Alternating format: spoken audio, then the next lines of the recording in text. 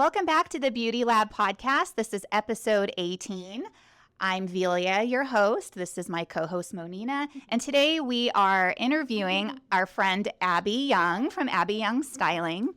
So not only is Abby always the person with the longest hair in the room, Yes, the sweetest person in the room, the most colorful person in the room, but she is also an incredibly talented wardrobe stylist. Welcome to the Beauty Lab podcast, your drive time resource for all things beauty, health, and wellness. We're your hosts and favorite beauty nerds, Monina and Velia. join us as we debunk myths, explore the latest trends, and dive deep into the science behind your favorite products. We'll interview industry experts and answer your burning beauty questions in 30 minutes or less.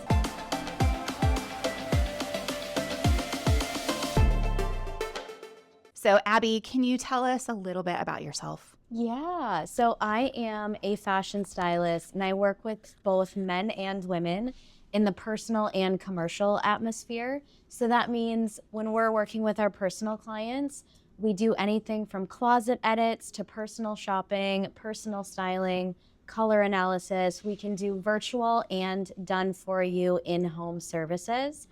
And then for commercial, we work with brands, could be companies, could be fashion companies where we go to their companies, helping serve their employees, teaching them how to dress their best at work, and also creating branding shoots if they need new headshots or styling lookbooks for fashion brands. And we serve clients throughout the Bay Area, throughout California, including Arizona, New York, Washington, and now internationally as well. Yeah. Wow. Yeah.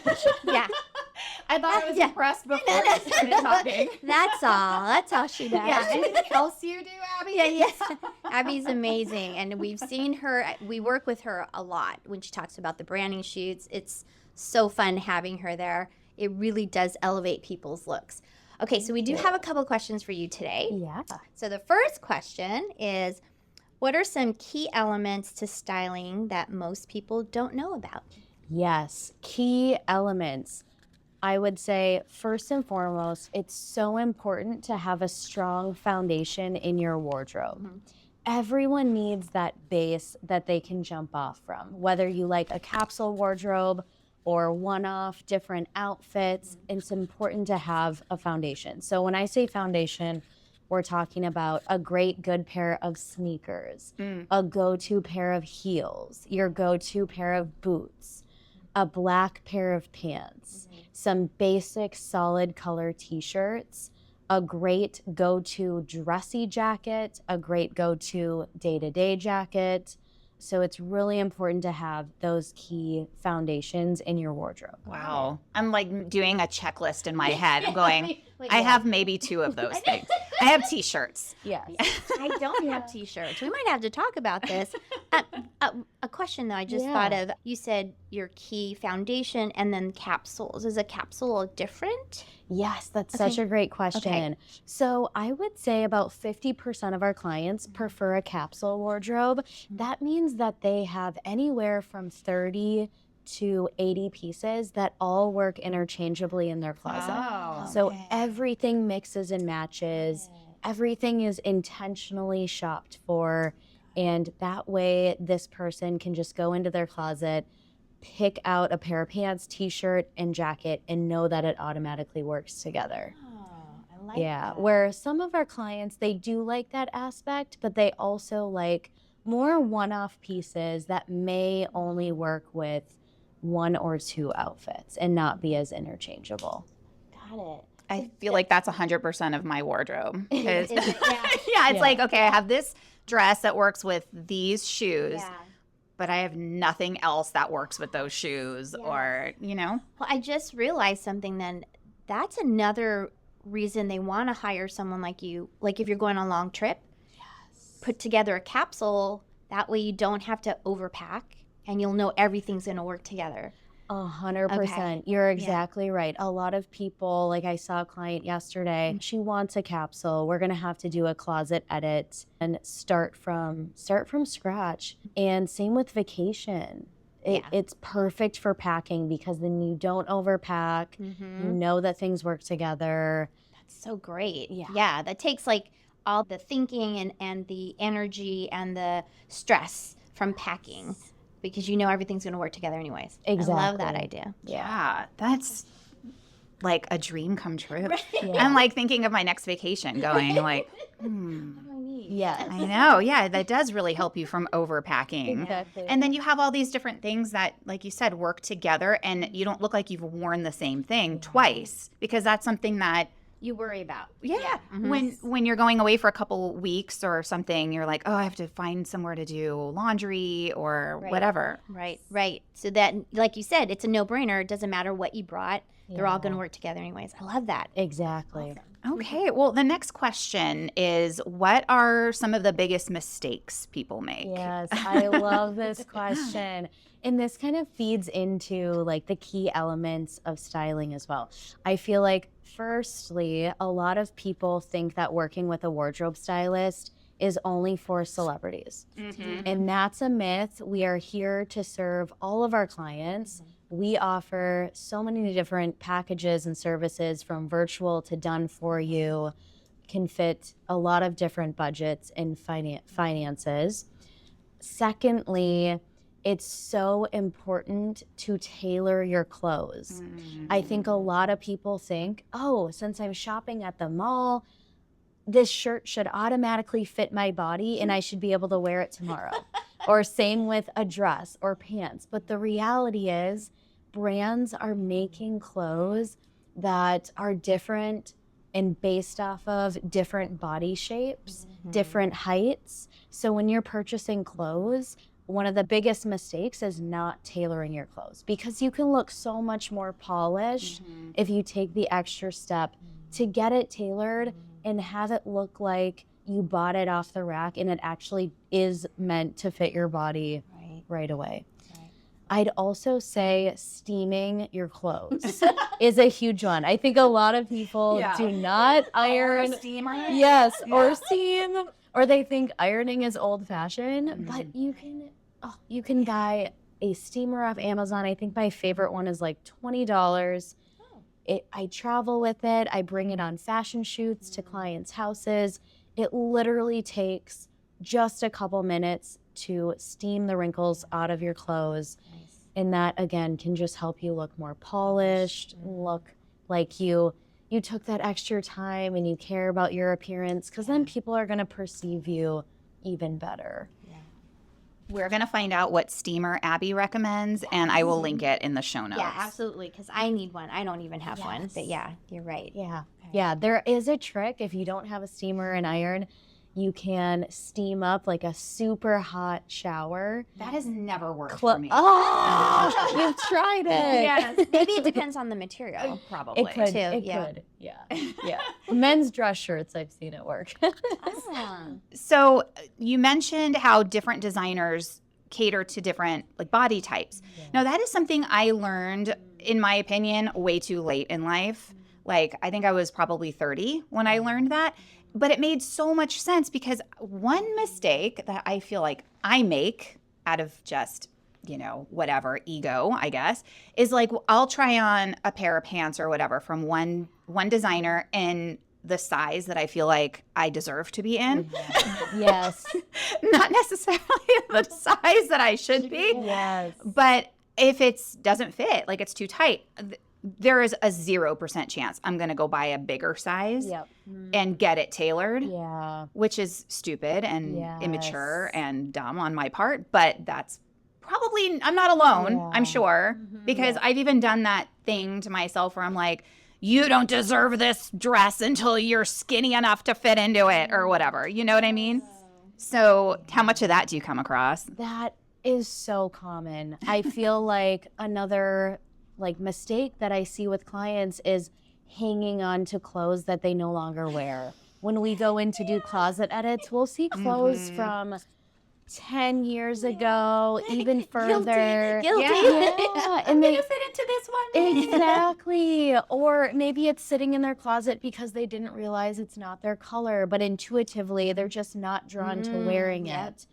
Or another key element to styling your body is knowing your silhouette, knowing your face shape, knowing your colors, so that you're not wasting money buying things that don't work and then it sits in your closet. I feel like a lot of our clients, it's so psychological, and so it's important to know that sizing is all over the place. Yes. Vanity sizing is real. Right. So I know it's hard to not look at the size number, but just knowing from a factual standpoint that it does vary from brand to brand can help. Right. Okay. Yes, and that does help. Knowing that it varies from brand to brand helps a lot. I mean, because I have stuff in my closet that's in extra small, and then I have like all the way up to a large. Yeah. And I have, my weight hasn't like fluctuated much, like maybe like 10 pounds over like the last 10 years or something, up and down. But I mean, I still fit into all of those clothes. Yeah. But it's, and that makes it also hard to shop online because you also never know like what to buy. But you mentioned silhouette. Yes. And knowing your silhouette. Yeah. Can you just take like a minute and talk a little bit about what that means? Yes. So for both men and women, there's 5 different silhouettes. Oh. And it's all based on the proportions of the width of your shoulders, your waist, and your hips. And then also it's dependent on the proportions of your legs to torso, or that ratio. Okay. So knowing how your body is proportioned and how it's laid out, this is something that you're born with. It never changes whether you gain or lose weight.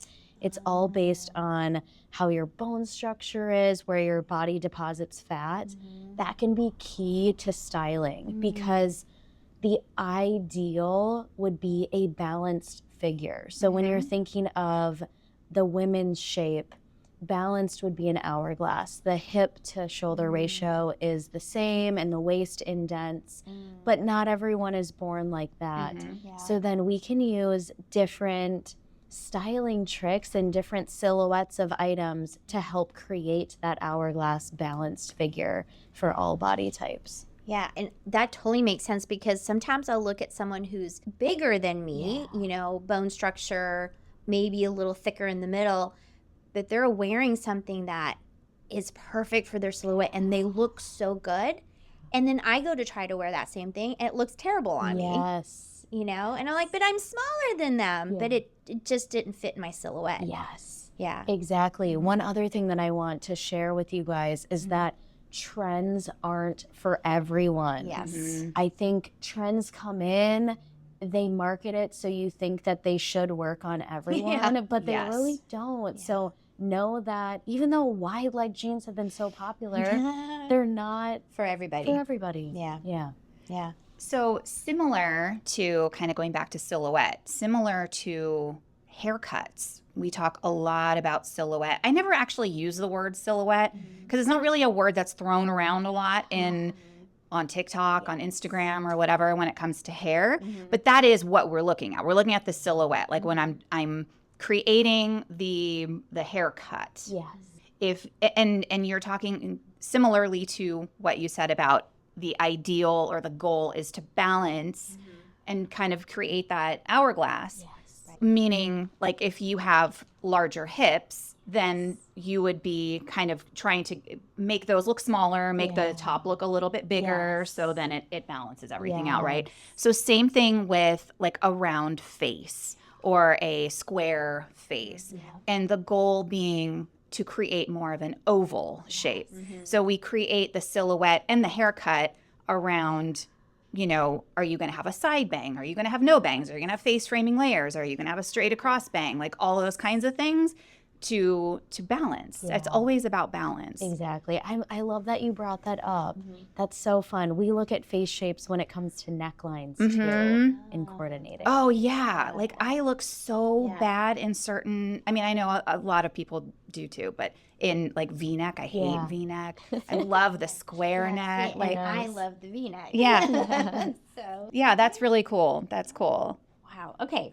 So another question we came up with was, how does styling people's wardrobe build up their confidence? You kind of touched on that already, but can you elaborate a little bit more about like getting the right silhouette, looking more polished? Like, how does that play? Oh my gosh, that's our ultimate goal within Abby Young Styling. I want all of my clients to feel their most confident selves. So we really use clothes to help empower them. And what a lot of people don't know is that clothing holds a lot of psychology. So it can affect how you feel, which affects how people perceive you. Right. And if you're a business owner or maybe you're in sales, you can actually tailor the message that you're sending to your audience based on the color or the silhouette that you're wearing. So I think knowing that it really does affect your mood and how you feel about yourself is important. I think a lot of people got stuck during COVID wearing a lot of comfy clothes. And then with that, a lot of more like comfy silhouettes and like oversized pieces came out of that in the fashion market. So we have a lot of clients who are wanting to get out of that. And they're like, I just haven't been feeling like myself. I want to elevate my image.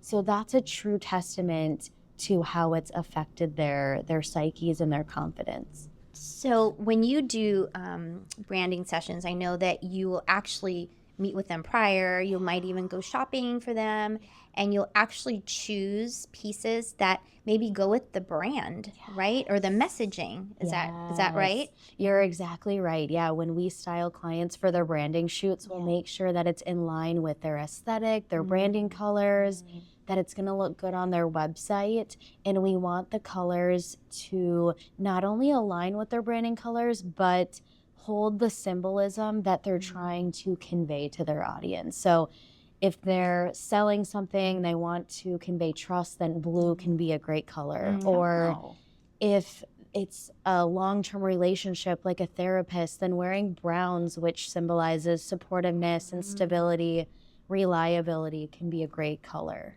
Okay, I just want to point something out because it was so funny. We interviewed a therapist a couple of weeks ago, and we all showed up wearing like a chocolate brown. Wow. All of us. We didn't talk about it. We made jokes about it before we interviewed. Like we looked like a bag of Tootsie Rolls. Like we laughed so hard about it, and it was totally like just unplanned and a coincidence. But I love that you just brought that up because we meant to like actually bring it up during the actual episode because it was kind of like, what is this? Like you guys all in sync? Yeah, so colors have a psychology behind it. It's really good to know too. And brown is supportive, is that what you said? Yeah, supportive, Rounding. reliable. Nice rounding. Yeah. Yes. So awesome. I love that. I love it. Oh. That's fun. Colors are more than just a box of crayons. Right? Exactly. Okay. Well, Abby, thank you so much. I know you do a lot of different things, but there is one service that you offer that I think is so unique. I know we see it a lot right now on TikTok and stuff. It's the whole color analysis thing. I'm sure you've all been hit with it. But Abby, can you tell us a little bit about like how color analysis works with what you do with your clients? Yes, I'm so glad you asked because color analysis was so popular during the 80s. But what they used to do is they would box people into one specific season. Like you're a winter, here's your colors. You're a spring, here's your colors. With my training and more new age theory, what we've realized is color analysis isn't an exact science. So when we test people's colors, we look at their undertones, we look at what prints and patterns and the size and contrast is best for them. And then we'll also explore their dominant season, but we'll still test their other seasons because it's not an exact science. So even if you're a dominant winter, like this beautiful jewel tone you're wearing, you still might get some other colors in the other seasons. I know for me, I have cool undertones. Winter is my dominant season, but this moss and this mellow rose that I'm wearing, they're actually fall colors. And it's great on your skin tone. Thank you. And moss really works, for my skin tone. Mellow rose is not my color, but because it's such a small part of this, it's okay. Yeah. Yeah. Yeah. Yeah. So I've had my color analysis done, my wardrobe color analysis, and I always thought that I was a spring Yeah. because I love spring colors. And I was actually kind of bummed when I was like, oh, I mean, I love the colors actually. You know, you learn to love the colors you look good in because you look good in them. Yeah. Right? Right. So even though there's colors that I'm like, I have never worn that color. It's not because I don't look good in it or didn't think I looked good in it. It's just I didn't like that color. So I wasn't drawn to that color. Yeah. But when I put it on, I'm like, wow, I have so much more color to my skin. Yes. I look healthy. Yes. I look like I have energy. Like I don't look tired. Yes. My skin color doesn't look like a weird, pale, like yellow. I have so much yellow in my skin that like when I wear colors like black, like a hairdresser's main color. Yeah. You know, like what hairstylist doesn't wear black? This one, because I look awful in it. Unless I'm super tan in the middle of August or something like that, then I can wear some black. But what I learned was that as long as those colors that I love that don't necessarily look great on me, I wear them not next to my face. Yes. Then I can get away with it. So can you talk a little bit about that? Yeah. Placement. Yes. Yeah. Oh, that's such a good point. Yeah. A lot of times when we're testing our clients' colors, if a color that they love doesn't look good, they're bummed. They're like, what? I can't wear it at all. It can't be a part of my wardrobe.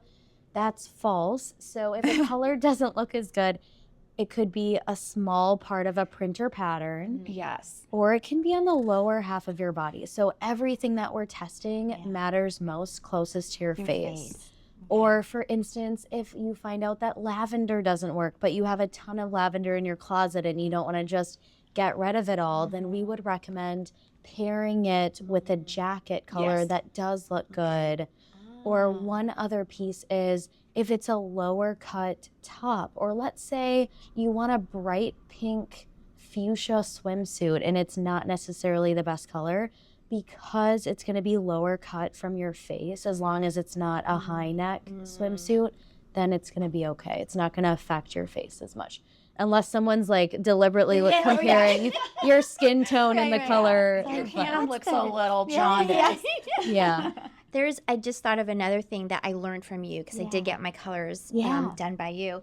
And even though I pretty much knew I was a winter, you helped me figure out what my other colors were that I would never have thought to buy for myself. The other thing that was a huge eye-opener for me, because I don't think everyone does this, but you do, is you explain high contrast and low contrast. Can you talk a little bit about that? Because that was a big eye-opener for me in realizing why a lot of the things I don't wear was the wrong contrast. Yeah, I'm glad you brought that up. So contrast comes into play for when you're color combining and when you're wearing single colors by themselves. So it means how much saturation is in the color, or higher contrast would be combining a light and a dark color together. So again, this dress is an example of higher contrast because we have the lighter pink paired with the darker green. They're both wearing higher I would say, yeah, your dress is a great example of high contrast because we have light and dark colors together. Monina's top is a great example of a higher contrast winter jewel tone teal compared to her skin tone. So you can think about the colors in comparison with each other or against your skin tone. And some of our clients really gravitate towards more like natural, monochromatic, lighter, like browns and beiges and whites. They're scared of color, so sometimes high contrast can feel intimidating. Same with hair color. Yeah. Like everything that you're saying, I'm like, we do, so we do, the three of us, for those who don't know, we get together every quarter and we do an event, a 3-part color analysis event where Abby does the wardrobe color analysis, I do the hair color analysis, Monina does makeup color analysis. And it's more than just color analysis. We talk about silhouette as well. I talk about silhouette and also high contrast, low contrast. And for people who like want to change their hair color, for example, they come in, they bring me a bunch of Pinterest pictures, which is amazing. Like that's a great way of communicating is visually. But a lot of times, they'll choose a color that does not work with their skin tone, with their eye color, with their clothes that they wear. Because like, especially if you're like, let's say it's, you wanted to all of a sudden go like a deep burgundy red. Yeah. And you would have to really look at your wardrobe at that point. For those of you who cannot see Abby, she's blonde. And so if you want to make a big change like that, but you've been blonde for 25 years and all of your clothes look great with your blonde hair, then you're going red, you're going to eliminate probably half your wardrobe. Yeah, hair plays a big part in it. It does, yeah. And especially if you're somebody who likes to do like fun, vivid colors in your hair, I always say, like, you don't get to pick a color that you like. You get to pick a color that, because this is up against your face, you get to pick a color that looks good with your skin tone. Right. I mean, you get to do whatever you want. I'm not in charge of you, but that is going to be the most flattering for you. And you're going to want to keep it around. I mean, and that's a big process to like bleach your whole head or whatever, and then add a color. And then if you don't like it against your skin, that's a huge bummer. But that would be, if you're thinking about doing some kind of vivid color at home and you are not sure what wardrobe colors look good on you, that would be a great way of figuring it out. Figure out what colors look good on your skin, and then decide if you may have thought you were going to go orange, but turns out you can only do blue or teal or something like that. Yeah. So like Velia mentioned, we are in the Bay Area, so we do offer this 3-part. Yeah. Can you touch a little bit about maybe what you actually do for the color analysis when we do this? And then maybe we could share a little bit too about what we offer. During our event, we rent a shared studio space, and we basically have 3 stations set up. What I noticed was a lot of my clients were asking about hair and makeup.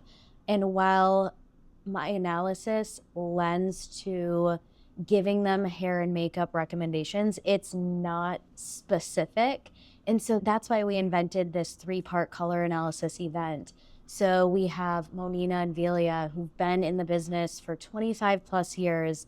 They can give specific hair and makeup recommendations. So the client moves from specifically clothing color analysis to hair color analysis to makeup color analysis. And it's a really fun way to get to know the client one-on-one. I know Velia touches on talking about textures. She has her own product line that she can recommend to clients depending on their hair needs. Monina can do specifically custom foundations and custom blends because it's hard to find the right foundation when you're shopping for makeup. But I'll let you guys talk about it a little bit more too. I've already kind of talked a little bit. I don't want to hog the mic, but I would say the one thing that I would like to add though is that the importance of knowing what color looks good on you, what hair color looks good on you is it really can age you if you have like the wrong tones by your face. Like it's so important. Everything that's on your face, by your face is so important to really nail. Because you'll have to wear a lot more makeup when you're washed out. Like I know when I'm blonde, because I've been all the colors, when I'm blonde, I can only be blonde when I'm really tan. And then I always feel like I can't leave the house without makeup on. Like I look washed out. And so when I have darker hair and I have a more rich color, I feel like I don't even have to wear makeup sometimes because all that color is back in my face. I look younger. I look like I have energy, and all of those things really play a huge role in how you feel about yourself every time you look in the mirror. Yeah. So I'll let you talk a little bit about makeup.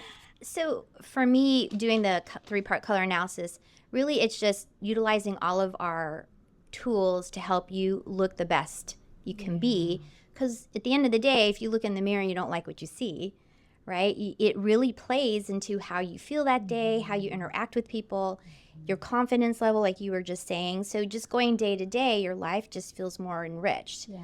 So from you telling them the right colors, their silhouette, to Velia talking about the right haircut, the right color, to me, then looking at your undertone and helping you choose the right foundation so you don't look like you have makeup on, right? At the end of the day, we want to look in the mirror and just feel good about ourselves.